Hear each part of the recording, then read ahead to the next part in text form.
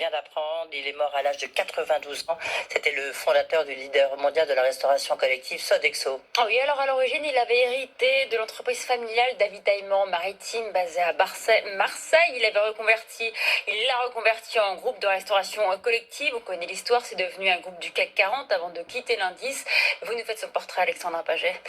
Eh bien, Pierre Belon, c'est vraiment la figure emblématique de l'entrepreneur visionnaire. Il a commencé sa carrière en livrant des repas dans une camionnette. Pierre Belon décide de créer un moment de convivialité et de qualité de vie autour d'un déjeuner. Dès 1962, il invente Repas Service, une petite structure de livraison de repas aux entreprises de l'agglomération de Marseille, dont il est originaire, vous le disiez Faiza. Petit à petit, l'entreprise croît. Pierre Belon s'accroche et parvient à surmonter les nombreux obstacles qui se dressent devant lui. Il fonde donc Sodexo en 1966 et décide d'en faire une entreprise de croissance responsable avant même de la créer. À l'époque, c'est très novateur. Pour cela, il comprend très vite l'enjeu de l'international et de la diversification. Dans les titres restaurants, par exemple, il rachète les marques Ticket Repas et Chèque Restaurant dans les années 1980.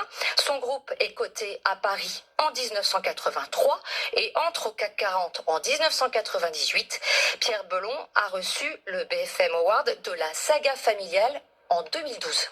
Et justement, Alexandra, lorsqu'il a reçu ce prix, eh bien, il nous a raconté les valeurs qu'il animait dans sa vie d'entrepreneur. Écoutez. Enfin, j'ai jamais voulu qu'on parle de moi. C'est pourtant souvent ce qui s'est produit. Non, non, si. J'ai toujours eu peur de la réussite et de la notoriété. Bon, deuxièmement,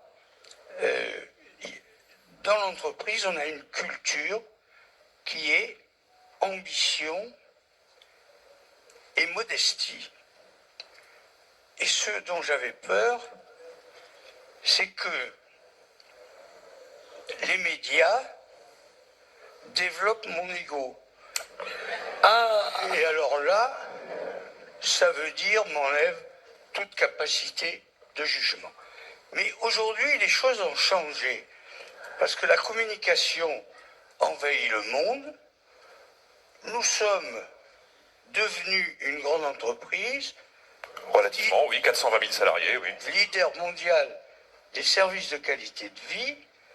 Et donc, nous sommes décidés à faire de Sodexo une marque mondiale, connue, aimée et choisie. Mais c'est pas gratuit, c'est parce qu'on pense que ça va améliorer nos marges.